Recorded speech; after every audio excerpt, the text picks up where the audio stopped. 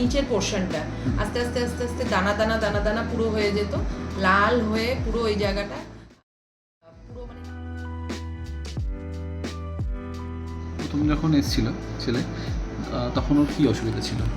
ওর এই নিচের পোর্শনটা আস্তে আস্তে আস্তে আস্তে দানা দানা দানা দানা পুরো হয়ে যেত, লাল হয়ে পুরো ওই জায়গাটা পুরো মানে ড্রাই, খালি মানে ও জিভ দিয়ে দিয়ে ওই জায়গাটাকে খালি ভিজিয়ে রাখার চেষ্টা করতো সব সময়, মানে শুকিয়ে যায়। তারপরে আস্তে আস্তে এই জায়গাটা একদম গোটা গোটা গোটা গোটা হয়ে লাল হয়ে গেল, লাল হয়ে তারপরে ওটা হচ্ছে হলো আপনার কি বলবো মানে মানে কোনো জায়গায় ছুলে গেলে মানে ফোসকা, সেটা যখন তুলে ফেলা হয় যেরকম হয় ওরকম হয়ে যেত।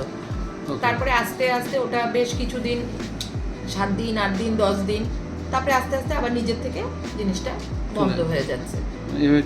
এইভাবে চলতে থাকবে। শীতকালে আমার মনে হতো একটু বেশি আসছে। আমার যখন এসেছিল অলরেডি 1.5 বছর ধরে ভুগছিল।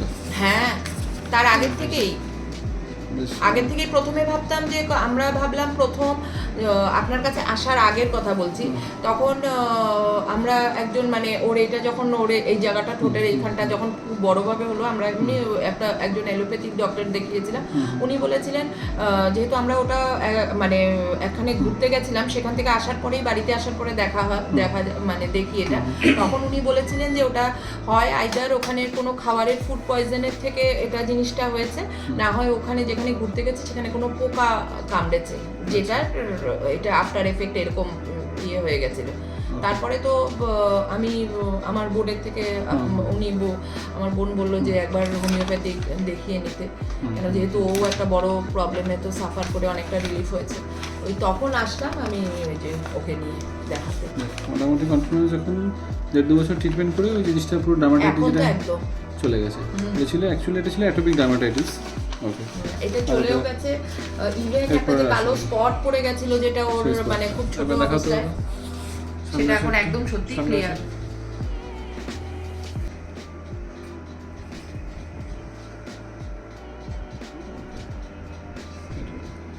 ওকে, আর এর মধ্যে আর একটা অসুবিধা হয়নি লাস্ট 1.5 বছর ধরে? এখন তার আসেনি? তারপরে প্রথম 1.5-2 বছর একটু ভুগিয়েছিল, তারপরে মোটামুটি এখন থেকে মোটামুটি আবার ঠিক আছে, তাই তো?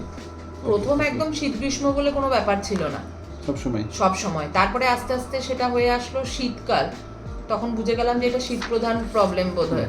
তারপরে এখন তো একদমই পুরোই কি হলো। ঠিক আছে, থ্যাংক ইউ।